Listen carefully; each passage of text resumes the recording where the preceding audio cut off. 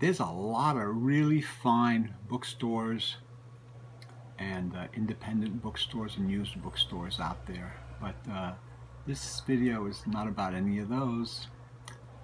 Hi, I'm Gary Lovisi, and this time we're going to have a little story of bookstore stories and nightmares. I'm sure that many of you have had similar experiences. Bookstores, especially used bookstores, cater to a unique clientele, and they are run often by a unique, shall we say, sometimes even maybe a little eccentric clientele, but always interesting and always fun.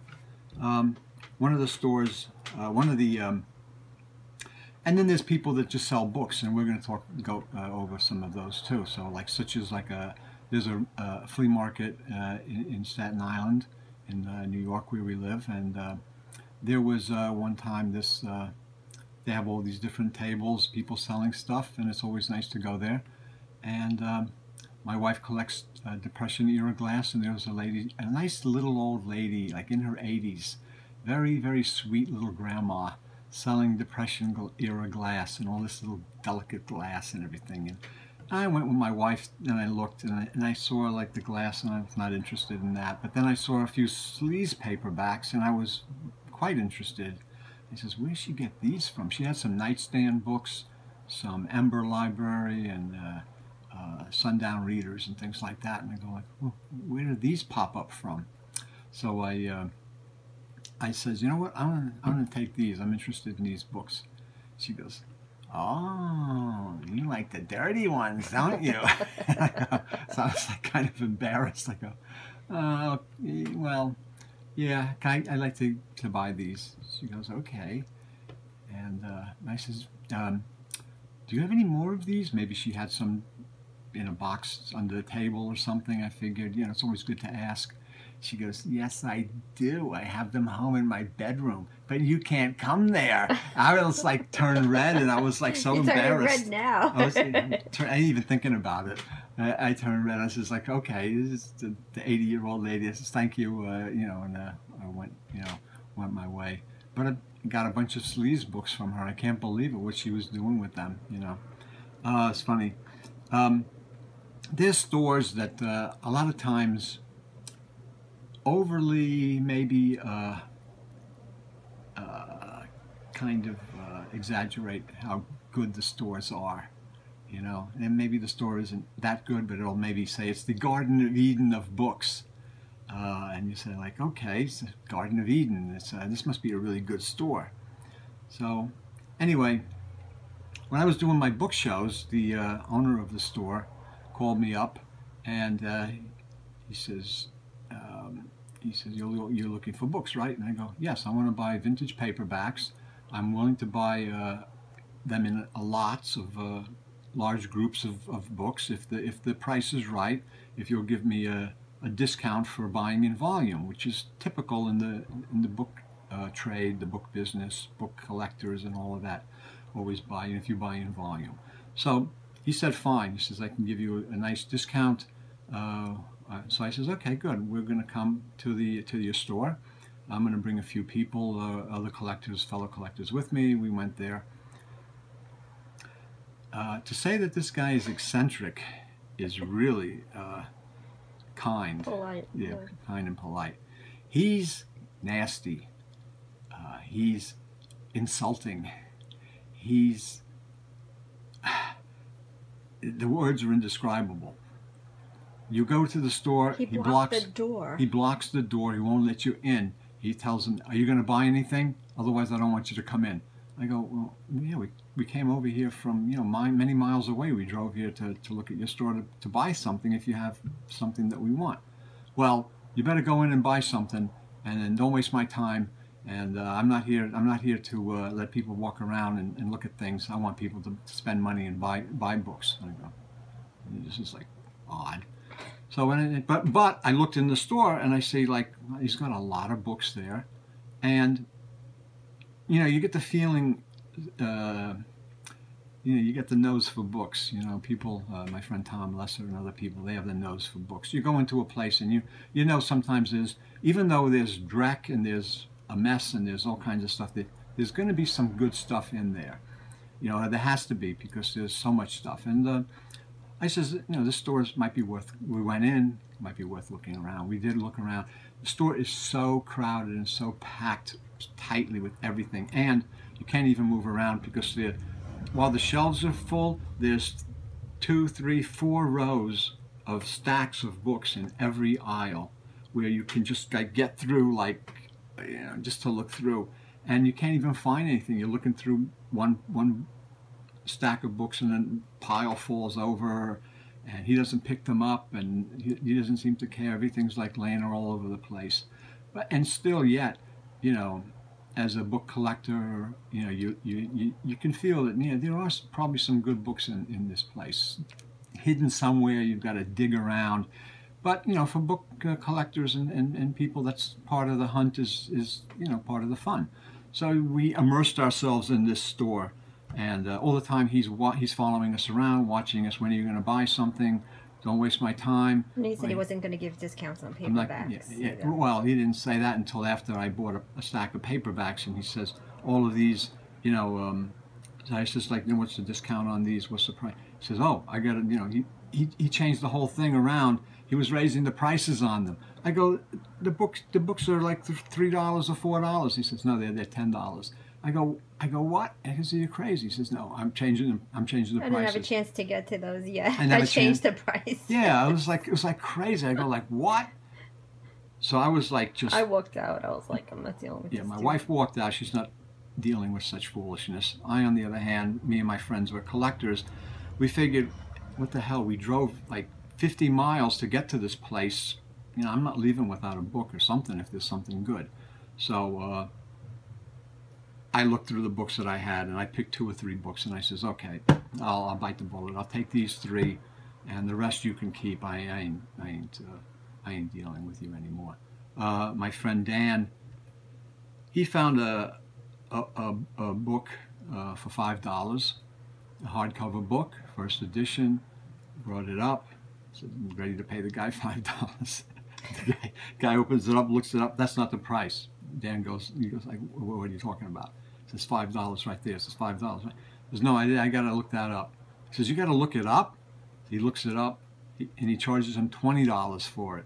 Dan is like beet red angry. But Dan is this is Dan Roberts. So Dan, and some people may know of him. He's a great book collector, and he passed away years ago, but a wonderful, wonderful man. Very knowledgeable book man. And he just, you know, kind of nodded his head, gave a little smile to me and Tom Lesser. And he says, $20? Okay, paid it. And he says, let's get the hell out of here. And the thing is that the book was an S.S. Van Dyne first edition hardcover, and probably worth $100 or $200. So he did well in that store. So there is stuff to find in that store, but the guy was so nasty and so, come back, spend more money. Why are you wasting my time if you don't spend a lot of money in my store? And he just like follows people around, and some people he says, why do you come out here if you're not going to buy any books? What do you think? I make my money selling books, and you've got to spend money. Otherwise, tell me what you're going to spend. Otherwise, I'm not going to let you in. I would never go there again. Yeah, he's what? I would never go there again. Yeah, and we probably didn't. We didn't go there since then. Next one is my wife and I. We decided to go on a nice trip to Lambertville, New Jersey, and New Hope, Pennsylvania, 2 little towns in the, you know, and so we went to, and it actually happened that there were 2 bookstores, one in each town, and one town's on there's a bridge you walk across the river, so you can walk across into New Hope, and then you can also walk back into Lambertville. So it was like very nice. We had a nice day. I saw the bookstore in New Hope, and I says, oh, look at this. It's got the hours, you know, very clearly printed on the outside, open at noon. Okay, we got there, we sat down, we had there was a restaurant right on the street where the bookstore is, looking down at the bookstore, so I could actually sit down at the railing of our table and see the front of the bookstore when the guy opened the store. So we ate a little something. It was 11 o'clock or something, 11:30. I figured, okay, well, the guy's going to open up the store at 12 or, you know, quarter after 12 or something maybe. It didn't open up until like 3 or 3:30. We're sitting around there, it's like, when's this guy opening up the store? And everybody's saying, I'm asking people, they're saying, oh, you know, he comes in late. He comes in late. I go like 3:30. We walked around, went to other places. We came back 2 o'clock. The place was still closed. I said, is he going to come by? Oh, he'll come by. Don't worry. He always comes by. He always opens the store. It was like 3:30. We finally got in there, and I was like, oh, man. And it was like not such a great store. It wasn't so much, you know, I was just like, this is like the thing, like, it's worth waiting. It's not worth waiting for, you know. So then, like, the next day, we're getting ready to, we're gonna leave, and we go into the store in Lambertville, and that store. He was late too. He was late, but everything's marked in the store. He had some moderate kind of vintage books and things that I look for. Decent condition, decent price. Everything was every paperback was $1. So I says, okay, this is good. I picked up a stack, you know. So had those ready. And then he goes to me, he says, do you want to look at the books in the back room? I go like that. I hear like bells, like da-da! The back room. I didn't know there was a back room. You have books in the back room? He goes, yeah. He says, you can go and look at the books in the back room and pick out, you know, what you want. So I go, well, I'm there. You know, I'm there, dude. I'm into it. So go into the back room. I'm there 2 hours going through boxes and boxes of books. My wife has a backache because she caught a draft at the window at the bed and breakfast that we were staying at, and she's quite cranky. But she realizes that, you know, okay, fine, this is a good opportunity to pick up some good books, and we're here anyway, right? So I looked through, I picked out some stuff. Now I knew what I was picking out wasn't going to be all, you know, $1. There's books that were $5 or $10 or $20 maybe. You were in the back room for 2 hours. I was in the back room for 2 hours. I came out with a box of books that I wanted. He said, oh, I see you found some stuff. I go, yeah, I like to buy all these. And he says, they're not for sale. I was like, I go, what? You're a bookseller? You're selling books? They're not for sale? I said, these are for sale. Yeah, these were out here. They're for sale. They're $1 a piece. But the ones here in the box that I got from the back room, no, they're not for sale. You told me to go in the back room. Yeah. You told me to go pick out books in the back room. Yeah. And you're not selling them to me? He goes, well, I don't know what to sell them for. And I go, okay, this guy doesn't know books. Okay, so then he says, you know, my partner would price the books usually, and so I go, okay, I see what the situation is now. So I go, okay, look, how about this? Here's the box of books. Why don't you and your partner look them over? Can you call him? Can you ask him? He says, he's not here now. Oh, fine, okay. So, well, we're leaving. How about I get in touch with you, or we get in touch with each other. You give me a price for the books, and and we work out a price for them. And you know, I want to buy them. He said, fine, that's fine. And meanwhile, he never got back to me. Never heard anything from him ever again. And it was just like. It's okay. You heard from me again, though. So. Yeah, I heard from her about it. Yeah, it's just one of those little book fun stories. 2 hours. 2 hours. You know, I was like going crazy. I can't believe it. Another bookstores. There was a guy, Joe Herbs, who owned a bookstore on 86th Street here in Brooklyn. He's a really, really nice, elderly Jewish fellow, and a really good guy who always turned me on to different authors and different books and things. He says, "Got to read this. You got to read that." And he was always selling. You know, I was always going there and buy a pile of books from him, paperback books mostly. Some early Sherlock Holmes dime novels that I found. He had a back room which was like, you know, a special area, and he would let me go and wander around in there all the time. He said, I got good stuff back there. I go, yeah, let me go see it. And I would go, you know, marauding through there. And who did you say you met there too?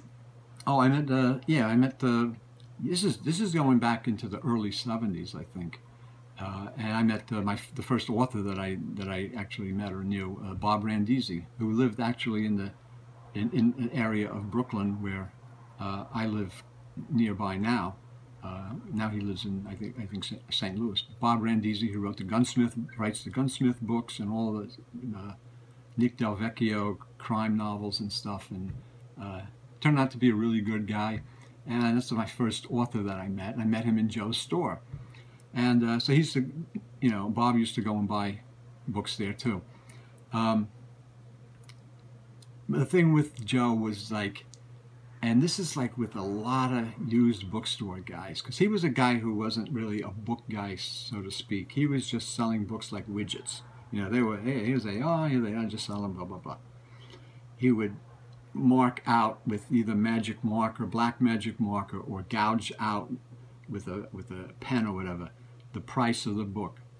But he wouldn't do it just one area. He would do it on the spine, he would do it on the back cover, he would do it on the front cover. Then he would write on the front cover in pen or a magic marker the price, what the book was. But he's selling books that they're books, at that time they were maybe $3 was the cover price, and he's selling them for $1.50 or a buck or whatever.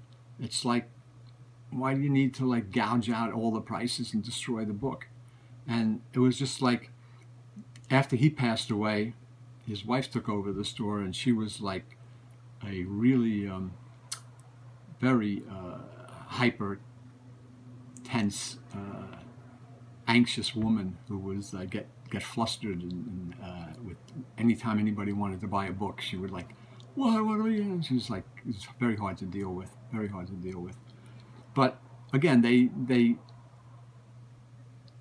marked out, gouged out the prices in the book, and gouged in their price, and they wrote prices on the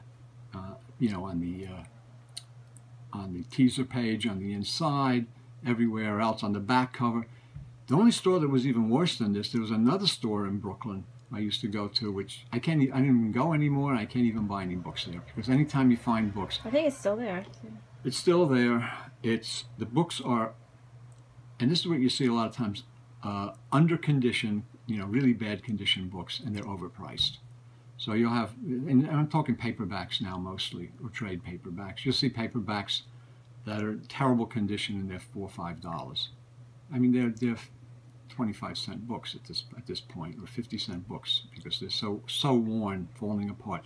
But then again, even if they have a nice copy, if one would happen to miraculously appear there, they gouge out and they always make sure they gouge out the price on the spine, the back cover, and the front cover. They write in their price on the front cover, gouging it in so that it's actually, indents the cover. I mean, it's like unbelievable. They write it on the inside. They write it all over the place. They write it on the back cover. It's like crazy. I mean, it's like... They leave the rack outside in all weather. Yeah, and the books are all like wet. It's like... it's crazy. It's crazy. But like some of these bookstores really should be held accountable for destroying literature, destroying books. The only place worse than some of these kind of bookstores is the libraries, and the libraries who just throw books away or destroy them. It's just unbelievable. But there's bookstores, you have to deal with that. Sometimes you find a book that you want to read it, and you got to take it home, and it's like it's all gouged out, and many times I would try to with an eraser erase the black magic marker over the cover price and stuff, and sometimes it would come off, and sometimes it would just make a mess. So it's we went to I took my friend Tom to a little bookstore in Greenpoint that we saw, and it says, hey, this looks interesting, let's go in, just check it out, see what they have. So they had a lot of, we're looking for paperbacks again, because we're paperback guys mostly, and looking, and the guy's got a lot of shelves with paperbacks. They're double shelves, so they're like maybe this wide, and there's one row of books, and then there's a row of books in front of them. So I'm looking through the front row, I'm picking out a couple of things, and then I move those out of the way, and I go through picking the back row, picking out a couple of things. All of a sudden, I hear somebody screaming. I go, like, what happened? What's going on? Guy's coming out, yelling at me. He's yelling at me. Stop it! What are you doing? What are you doing? I go like, what am I doing? I found these books. I just want to buy them. Can I buy them? No! He says, no, I can't buy them. I go, what do you mean? You can't buy those.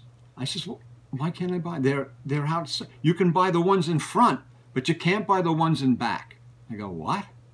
They're all out here for sale, right? He goes, the ones in front are for sale, the ones in back are stock. You can't buy the ones in the back, but you can buy the ones in the front.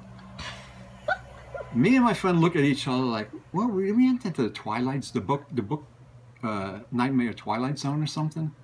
It was just so crazy. I says, okay, here, take them back, put them back. I don't want, it's nothing really that I need that bad or that I want that bad, usually. And I just said, forget, yes, yeah, here, keep them. Thank you. Have a nice day. I said, this is too crazy for me. We went to, there was a store in New Jersey that I had never gone to. And it had rumors that it was the best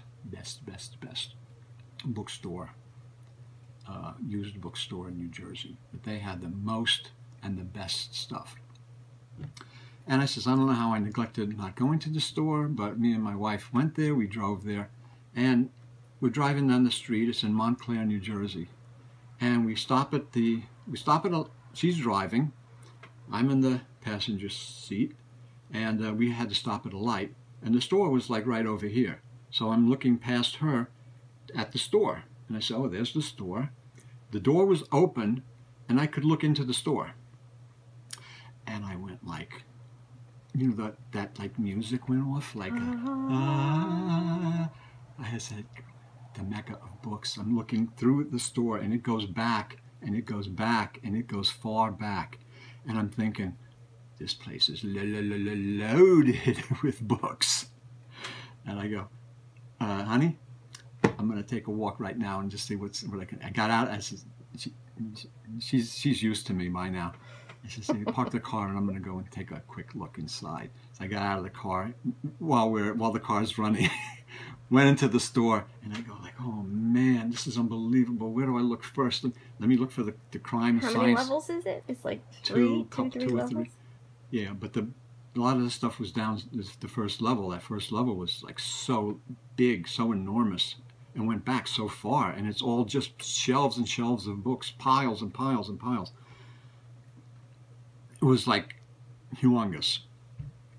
And I'm looking for the science fiction section. I'm looking for the hard-boiled crime, mystery, whatever. Maybe there'll be pulps, digest. Maybe there'll be sleeves. Who knows? Some stuff that I looked through. 10, 15 minutes later, she's parked the car. She comes in. She goes, "How you doing? How did it work out?" I look at her with that kind of look, and she looks at me and she goes, I go, "There's nothing here. There's absolutely nothing here. It's terrible. It's a stinker." That was the worst store that it was one of the and it was like I was so upset and so depressed that I didn't leave. And I looked through that store. We both did for maybe an hour. I don't think I bought a book. I don't think there was a book that was viable for me, at least. If I was into psychology books or textbooks or self-help books or cookbooks or something like that, books about jogging or something like that, fine. And those are fine books. But that's not what I'm looking for. And I just, it was just nothing there. And it was just so underwhelming, and that's part of the thing with books. It's like, well, we went back once after that, many years after. Yeah, and it was and just it was a little better. It was it was sectioned off at least, and yeah, they had like they had a mystery section, they had a science fiction section. I think I bought 2 books there. Mm-hmm. Yeah, it was a little better. That's good. Yeah, it was a little better, but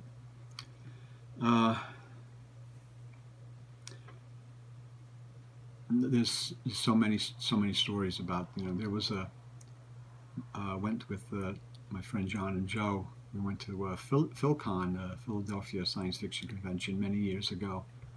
And we found this. We're driving. We're on the way back after the convention to come back home, and somebody points out, like, "Stop! Look there, bookstore, used bookstore," and it was like a paperback book exchange. And we go, "Yeah, I see it. Okay, let's go." So of course we go. We park and go into the store.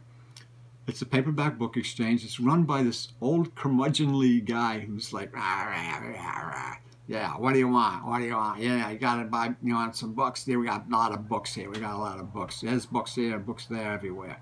Okay, you have a section for science fiction, mysteries, do you have sleeves or anything like that? Yeah, I got everything. It's all over the place. It's all over. He was going like, he had a big, I think he was chomping on a big cigar. So he says, okay, fine. We went, and we go, hey, there's a few things here. We each had like a stack like this. That's a pretty big Like stack. about I two, can't get it in. like about two. We each had about a 2-foot stack of books, paperbacks, and they were all priced at $1, $2 or something, $3 a piece, something like that. Reasonable price. So we brought our we'll put them on the counter in front of him. Yeah, found a few things. Well, I'm going to take these. He's going to take those. My other friend's going to take these. You can't have them. What? Excuse me? You can't have them. Well, what do you mean? You're selling them, right? He goes, I'm not selling them.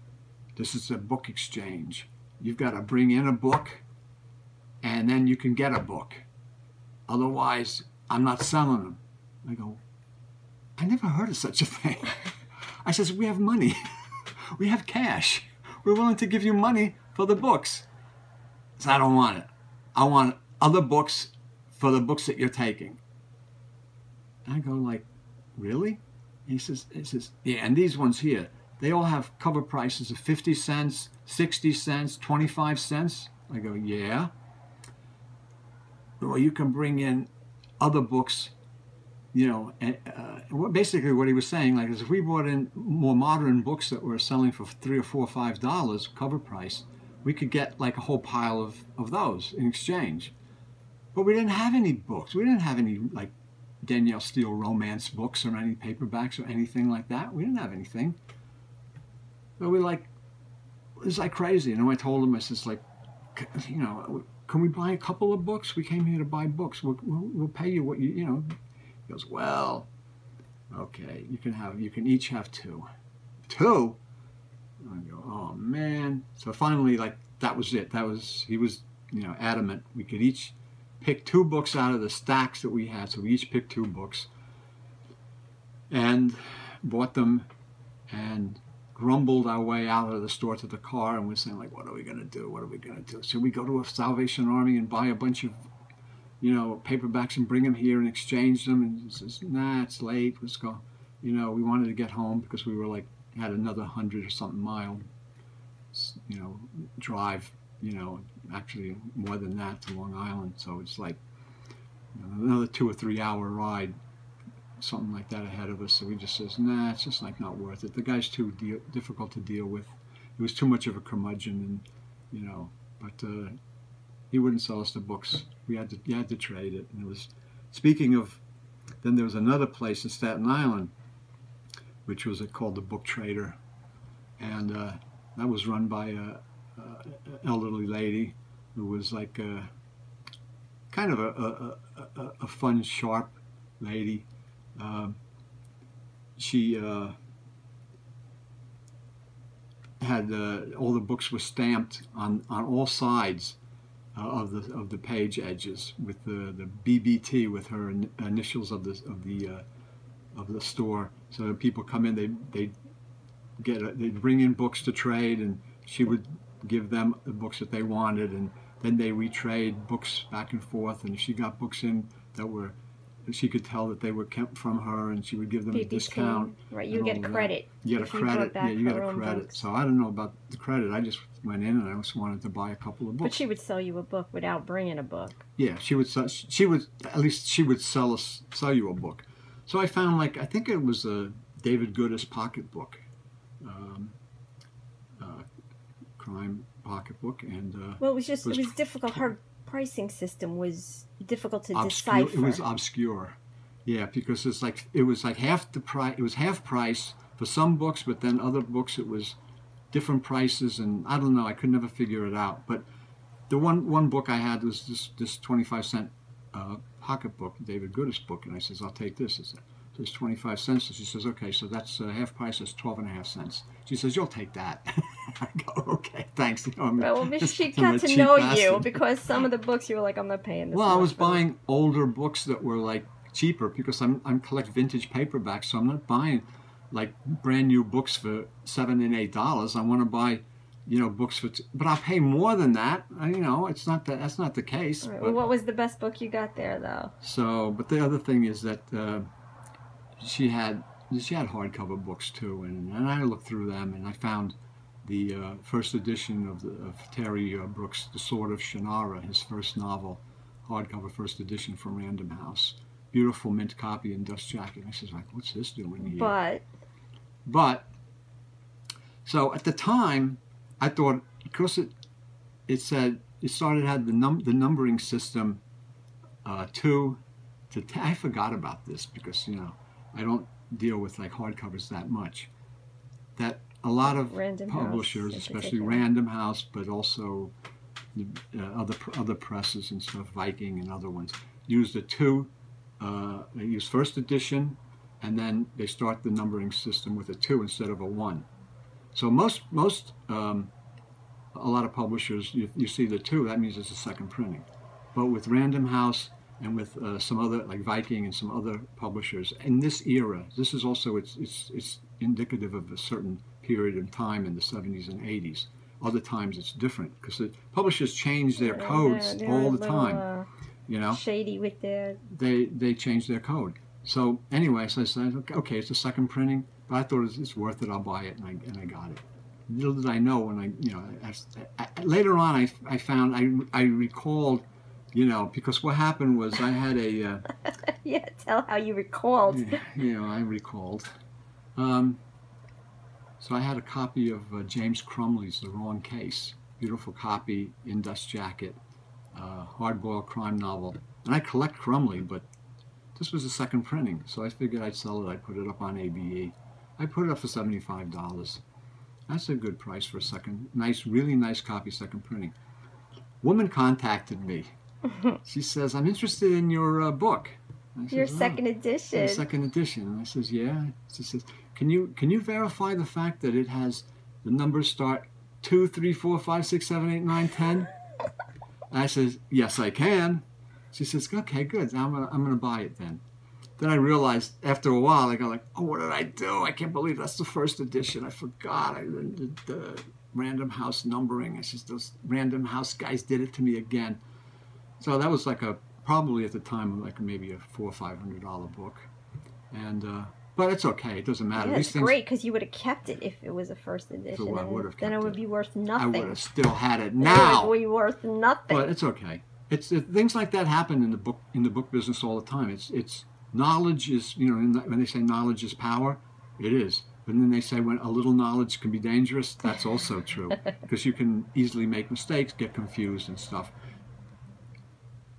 Publishers do this all the time. Gold Medal does it with the 3 dots on the copyright page, but also they have in the back page, they have a little like a month and year date, like 9/64, which would be like September 1964 for reprints. So they do all kinds of, publishers do all kinds of little shenanigans with printings and stuff. There was a consignment shop in Staten Island, and this is best told by my wife, Lucille, because she was horrified by this. And thank God it was only one book, but it was a really nice book. It was Tong King by Dan Cushman, I think. It was the Ace Double, early Ace Double from 1953. Gorgeous, gorgeous copy. And it's like brand new. It's like brand. It was crisp. It's like it was beautiful, printed glossy, the week before. White pages. Yeah. Beautiful, beautiful Beautiful, book. beautiful. 25 cents. 25 cents. You know, I'll buy books like that for 25 cents all day long. It was like terrific. And so it had a 25-cent sticker on it. So the guy, you know, my wife went up to buy it. She gave him, says, oh, here's a quarter. I want to buy this book. He had to write down the thing in the book, and then he had to take the sticker off the book.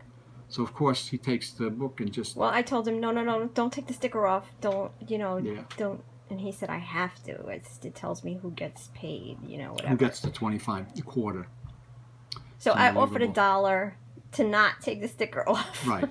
Because she would have taken the sticker off when we got home, and it wouldn't have damaged the book at all. But, of course, he goes to her. He says, I'm just going to take the sticker off. Why? And he just flicked it off with his fingernails and then just went, ripped the whole thing and ripped half the cover off. Hold it all. And then he says, here. And she was horrified. I was horrified. I was like, I don't want it now. It's horrified. so good. Yeah, so good. You can still read it, but it's totally damaged and destroyed. So that was the... I felt so bad. I was like, this book managed to survive all this time. I touch it, and now it's destroyed. That was the consignment It was shop not guy meant to selling be. books. I mean, some of these people aren't booksellers; they're just selling all kinds of stuff. There was an antique store, dealer, and his store was had all kinds of bric-a-brac and all kinds of stuff. But my wife used to go in there to look at some of his. He had glassware and things and little odds and ends. And she came home one day with a bag of books. I says, "Pray tell, what have you got there, sweet wife?" And she says, "You know, I went to that store and he has paperbacks. And are any of these good? I paid $0.25 a piece for them." I go, "Really?" So I looked through. So what he had was all late 50s and early and middle 60s mystery and crime, classic mystery crime paperbacks, but they were mint. They were beautiful. Like I couldn't believe it. I said, "These are beautiful." He wrote 25 cents in pencil on the teaser page of each one. Okay, each one had the 25 cents. But other than that, the books were mint. I couldn't believe it. And they're all classic authors that are very popular and very readable and that I like and that people like. So I says, "Wow, that's great." So she says, "He has more." So I says, "Well, let us go back there and investigate." So we did, and I went there, and he had more on the shelf. And then what I found is that he had some kind of furniture where he had underneath the furniture. So this guy had all these books laying there for years, and nobody bought any of them. They were there for years and years. Underneath the furniture, there was like an opening, like under the legs or whatever. There were piles of stacks of paperbacks. The vintage paperbacks, of these paperbacks they were all mystery from the late 50s, early 60s. And they were all mint, and they were all $0.25. So I picked up I got all of them. I got 3 bags of books from that guy. But do you know that he went through every single book, opening them up, 25 cents, 25 cents, 25 cents. We were there for like an hour. They're all 25 cents. Every book here is 25 cents. All the books in the store. How many you have? Yeah. Times 25 cents. No. No, I gotta look through each book. 25 cents. Boom, boom, boom on the calculator. 25 cents. I was like, oh man. I go, okay, all right. So I said, okay, but I mean, it didn't have to do that. It's kind of nonsensical. I don't know. Anyway, there was a Salvation Army that had a lot of paperbacks, and we used to go there once in a while. And the two elderly ladies that ran it, they put paperbacks all at 25 cents. 50-cent hardcovers. Yeah, 50-cent hardcovers, 25, whatever it was, it didn't matter. And there's a lot of books that were damaged in really bad condition, and they weren't even worth that much. But there were a lot that were, and that were some vintage and a lot of newer books that were really beautiful shape. And so I bought a bunch of books, and I'd bring them up, and I said, "Here, I'm going to take all of these." And they go, "Oh, very nice.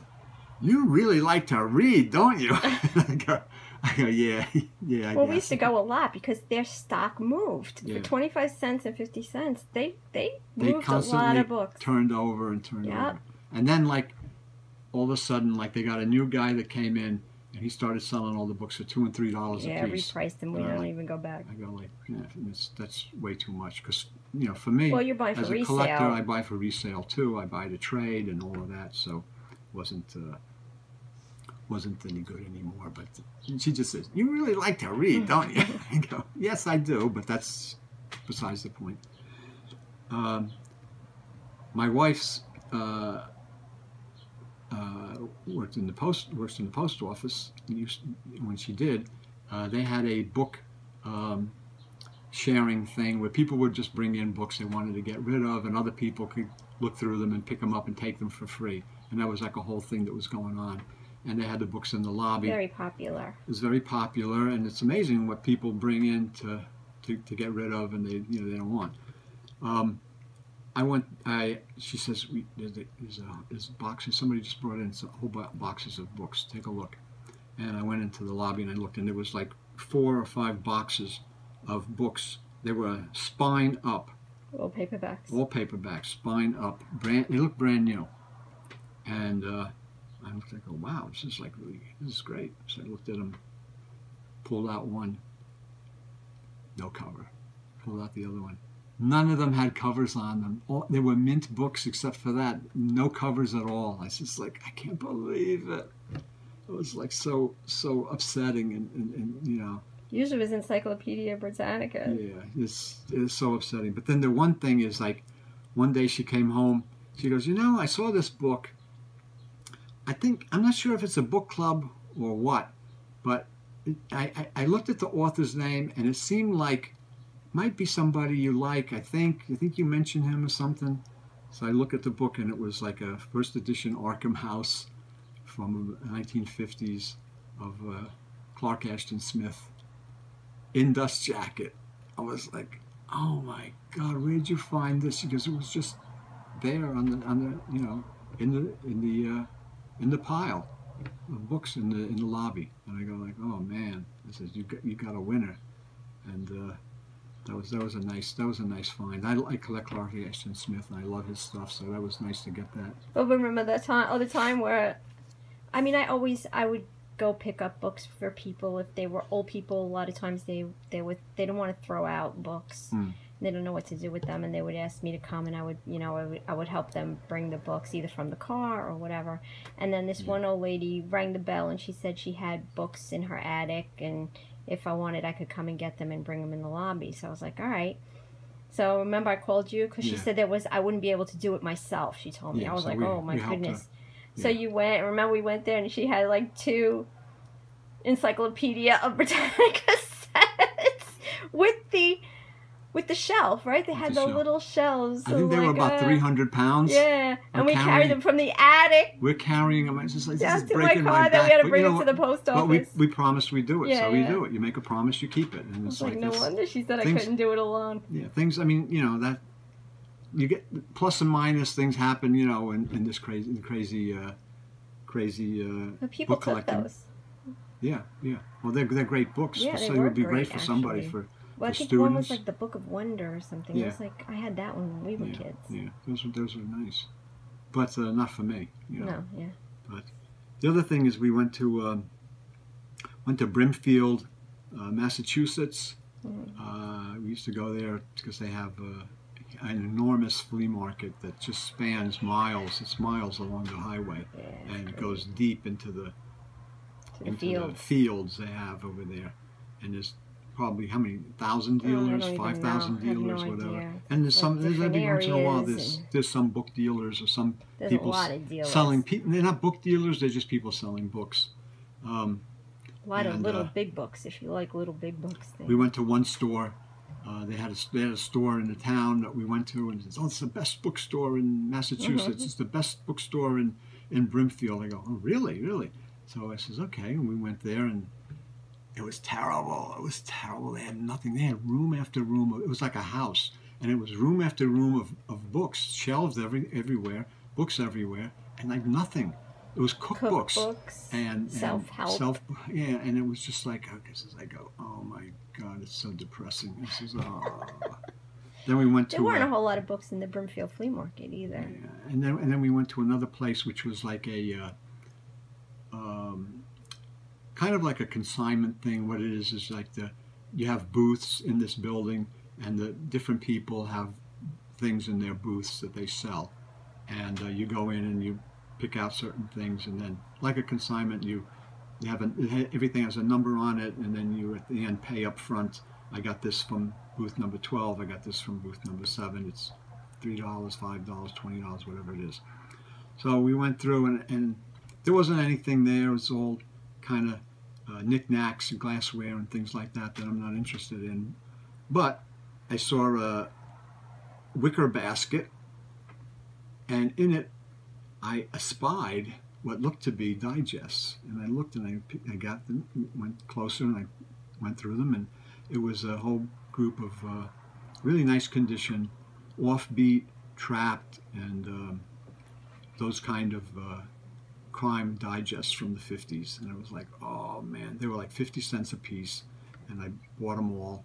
I was very happy. I says, like, that made the trip worthwhile, because there were a lot of them that I didn't have, and there were duplicates that I could resell, and it was like really There really weren't a lot of books in Brimfield, except for that guy, like, what was his, Wavy Gravy was his name or whatever. They sort of had like you know, like pop culture, and he had TV guides and things like that, magazines, and some vintage paperbacks, but really not a lot of books. Not that many books. There was one guy selling Big Little books. He had a mint collection of beautiful, beautiful, unbelievable mint little books out on a huge table. Almost all the ones that were published, and they were all under cover of plastic to protect them. They were mint books. I'd never seen. You know, they were hugely expensive. You know, amazing to see but them. It was they just were beautiful. To see those. I mean, it was beautiful. It was gorgeous. Another guy had guy who was a seller. He sold all kinds of stuff, magazines, books, toys, I don't know, sneakers, who knows what he had, everything. He had a tabletop, maybe it was a pocketbook, so I'm not sure, but it was a tabletop wooden book display case, which he had some books in. And I go, oh man, look at this, this is beautiful. It was really beautiful. I wanted to buy it. I made him an offer. He wouldn't take it. He says it's not for sale. He says, like, many people had made him offers for it. And he was just a guy that was just, he had that one thing that was like a source of pride with him, and he didn't want to sell it or anything. And it's like, okay, so I understood that but I would have loved to buy that if he wanted to sell it. It was a beautiful, beautiful piece. But I did look at his other stuff, and his stuff was in mostly bad condition and way overpriced, except he had a few of these magazines that, not the digests, but the magazine size for $5 of Manhunt. So I saw those, and I said, bed sheet Manhunts, and these are really nice condition. I go, oh man, $5. So I bought like all of them. There were like probably like 4 or 5 of them. And I was very happy to get those, because those are pretty rare. And some of those I showed in a previous video of the Manhunt bed sheets and the giant size video that we did a little while ago. And so that's where I got those, and that was pretty nice to find those. Just the last one is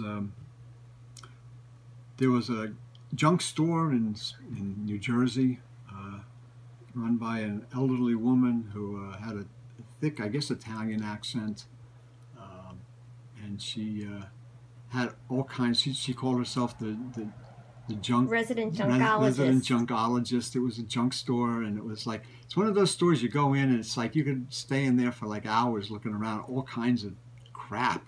And cool stuff too. I mean, it's just like interesting things you would never know what you would find in this store. And she didn't have any books except in the back, all the way in the back in the corner, she had a Lancer spinner rack full of paperbacks. So I kind of gravitated back there, being a paperback guy and interested in that stuff. And I looked, And I looked at the books. I says, wow, this is great. There might be some good stuff here. So I looked through the books, and it wasn't a book that was, they were all terrible condition, really beat up, damaged, terrible. I wasn't interested in one of them. But I looked at the rack, and I says, this is a 1960s Lancer rack, book racks, wire spinner rack with the Lancer emblem on all four sides on the top. It's a really beautiful book rack. So I went over to her and I says, how much for the book rack? I like to buy that. She goes, oh, it's not for sale. It's not for sale. And I says, well, I guess I'll give you. I want to buy it. I'll give you $75 for it. She goes, $75? No, I don't want it. She says, it's you know. I says, well, I don't want the books. I just want the rack. She goes, you don't want the books in it? No. You just want the rack? I go, yeah, just the rack. He says, you're tempting me. You're tempting me. He says, well, let me tempt you. $75 for the rack, and you keep the books. All the books. I don't want any of the books. She goes, okay, sold. And then that's how I got my Lancer rack, which now I have Beacon books and Digit books in it. Not that Lancers. Ain't right. Not Lancers. Yeah, well. But, so you see, this is just a little bit stories of bookstore stories and bookstore nightmares. Well, usually we talk about this with our friends. It's been so long since we've been together with anybody because everybody has stories. Because of the COVID, you know, people don't get together, but usually people get together and we all tell these kind of stories of things that we encountered along the journey and the search. And I'm sure many of you have encountered similar situations, or, you know, great finds, or interesting, eccentric people who sell books or whatever, and you know you might want to share and comment to this video about things that you've seen or whatever that you've encountered. And some of these places are still around if you want to torture yourself. Yeah, some of them are still around, but some of them aren't. I mean, it's just interesting that you know. So I just hope you enjoyed this little gab fest about bookstore stories and nightmares. And if you did, give us a like, a thumbs up, share it with friends, subscribe to the channel to get more updates on new videos that we're putting up, and comment. Let us know what you think, and let us know your own stories that many of you probably have had that you could share with us and others, because I think we all have experienced some of what, you know, in certain cases, some of the things that we've discussed here today. So I hope you enjoyed it, and did. Thanks a lot for looking. See you next time.